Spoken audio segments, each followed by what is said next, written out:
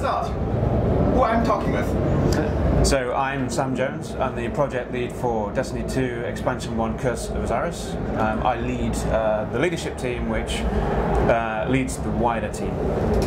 And I'm Dave Matthews, the art director for Curse of Osiris.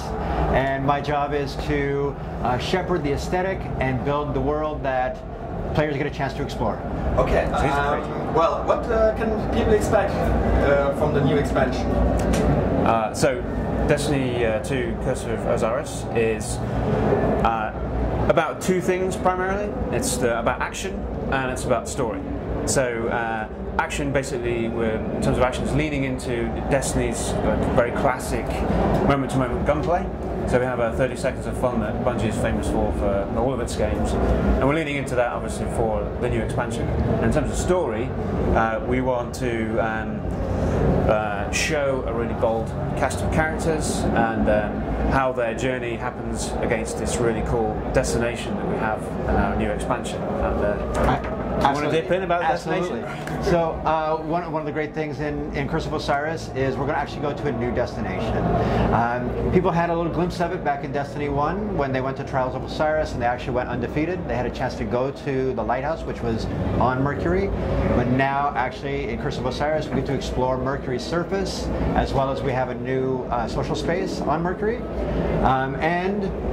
There's also another area that you'll be able to as you move through the quest and the story and learn more about Osiris, you'll end up going through a large portal, and that portal takes you to a place called the Infinite Forest. And the Infinite Forest is a simulation by the Vex that kind of lives outside of time and space. Visually it's absolutely stunning, but I want to tease this a little bit because we're going to be showing a little bit more about that in a couple Twitch streams within the next 3 weeks, okay. 4 weeks. So I better not ask what's so stunning about this special place. Or do you want to talk a bit about that? I'll spoil it.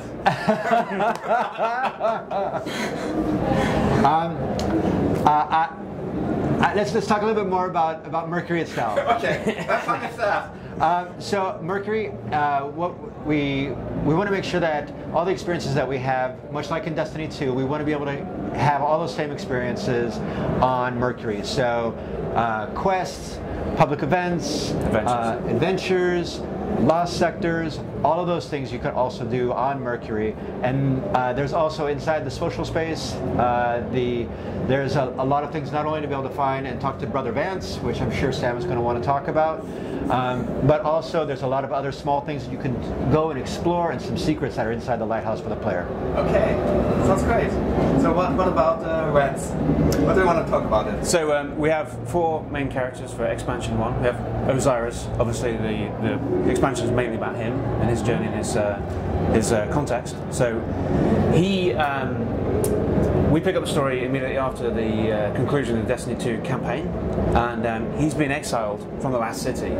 He's this very strong figure, he's a legendary warlock, he's a really badass character, he's essentially the greatest warlock that's ever lived, he's very cool. So he has these heretical prophecies, and he's obsessed with the Vex and what they're doing. So he's both exiled and missing by the time we pick up the story. And Ikora Rey is another big character in it. She sends you on your mission to try and pursue him and find him and unearth the secrets that he has to help you and to help everyone stop the Vex and their nefarious plans. Ikora Rey, she used to be the student of Osiris. He was the mentor. And then we have Sagira. Sagira is the ghost companion of Osiris, and we're really excited because this is the first time in Destiny we have a new ghost for the player to experience. She's wildly different from the existing ghosts we've been used to all this time. She's a real contrast. They both have great personalities. She's very snarky and witty, and we believe it's going to be really fun for the players to experience her. And then Brother Vance, of course. Brother Vance is like our link to the past. So he's been in past releases. He's a key NPC for Trials of Osiris. He's a quirky character as well. So they all mix together in a very diverse cast of characters. 2 really strong leading ladies. It's going to be really good. Okay, so how long is going to be the story? How much story or how much content? You want me to take this one? So the thing that I think that we've learned at Bungie is, like, one is our history of great action. but in Destiny 2, we really spent a lot of time focusing on story. And we're taking those same ideas and the premise and bringing that forward into Destiny 2 Curse of Osiris. So the story that we have to tell, I think, is one that's going to be compelling. I think for people that are into just the main campaign, I think they're going to be very satisfied with what we're bringing and the story that we're telling. As we provide an opportunity to learn more about Warlocks, to dive deeper into who Osiris is, what the relationship is with Osiris and Ikora, and how you fit inside this grand scheme and this grand story. Okay, one more thing. It's exactly about the new expansion, but it's about Destiny itself. In the main story on Earth, there are quite a lot of road signs about a Swiss region called Graubünden. Is there any backstory about that? Because you know I'm from Switzerland and there was quite a discussion. What do you want to say with that? Any idea? Well, for all of our destinations, we try and tether them to reality to a degree.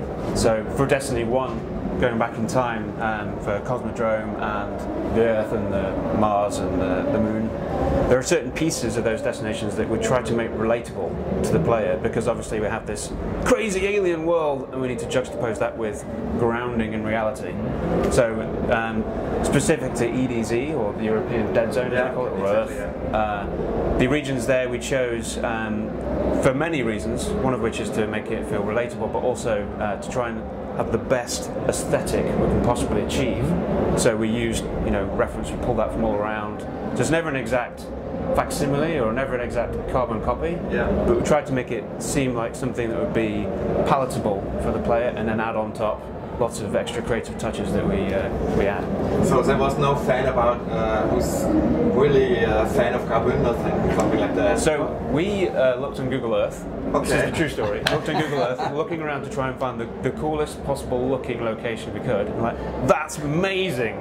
So we kind of took that and we adapted it, and it's just a melting pot of different ideas. Okay, have you been visiting Graubünden or? No, I've only been to Düsseldorf and Marburg in Germany. Okay. That's a pity because it's a really nice place. I'm sure it is. I'd love to go. We have to. One more thing. What's your opinion about loot boxes? Because there was quite a discussion about them. So spoiling the game and gameplay and spending too much money. So in Destiny 2 we have bright engrams, and the player can use. Oh, sorry, I'm taking over. You can do No, please, by all means. Okay. So we have bright engrams, and the player can choose these to as an option to customize their guardian. So there's a lot of options they have to visually change their appearance. During the course of play, you get this generous drop rate, which is just a normal thing that happens. Players can increase that rate as a very specific elective by purchasing a bright engram if they want to. So we're trying to generate a system where players can have the power they want to get the items in the manner that they prefer. So it's really an organic thing that we do. Okay. Any final words? I think it's important to say that Curse of Osiris is going to be coming out December 5th, not only on the PlayStation 4, the PC, but also Xbox One. Okay. Looking forward to it. Thanks for the player. Thanks a lot. Thanks for the interview. Thank you.